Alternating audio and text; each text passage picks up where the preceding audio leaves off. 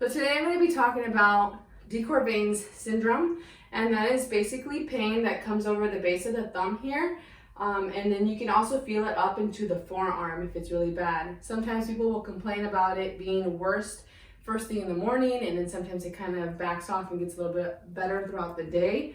But this usually happens because they're picking up their kids incorrectly, so instead of coming forward with neutral wrist, they're bending their wrist down to pick up their toddlers, their babies.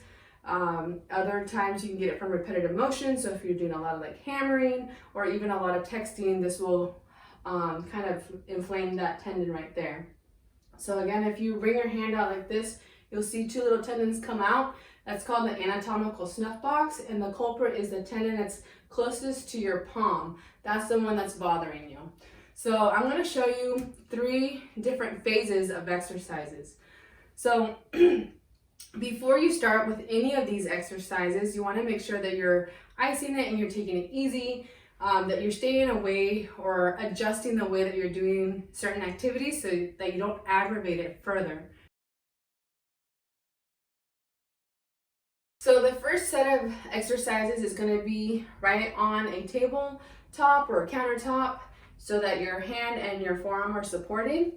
And what you're going to do is you're going to find that tendon, the one that I was talking about, that's the one closest to the palm, the one that's bothering you. You're going to bring your thumb down against your hand like this. You're going to press down on that tendon as you bring that thumb up. So pressure on, as you bring it down, pressure off. Pressure on, the thumb comes up, pressure off, the thumb comes back down. You're going to do about 10 repetitions for that one. The second one is similar, but instead of going with your thumb straight up, you're bringing the thumb out away from the hand in a parallel or lateral direction versus an upwards direction.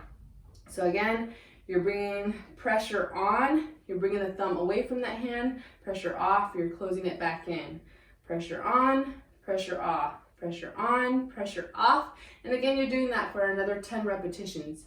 The third exercise of phase 1 is bringing the thumb all the way over to that pinky. Now you might not be able to get that far, especially if you're really hurting, if it's really inflamed. So you do what you can, even if it's just to the middle finger, second finger, wherever you can get it to, and you're trying to do 10 repetitions.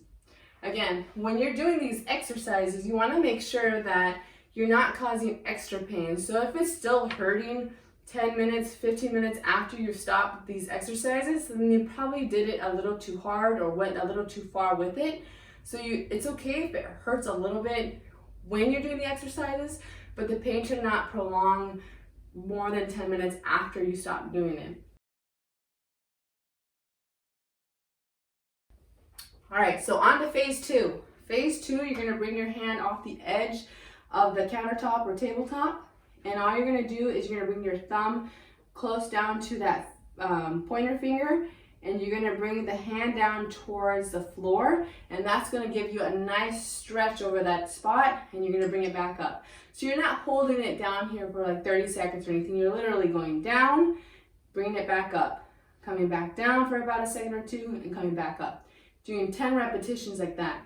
Second exercise of phase 2 is you're going to bring the thumb again closer to that pinky or that ring finger, wherever you can tolerate and get it to. And again, you're going to bring it down. So it's just a little bit of a different stretch. And again, you're going to do 10 of those.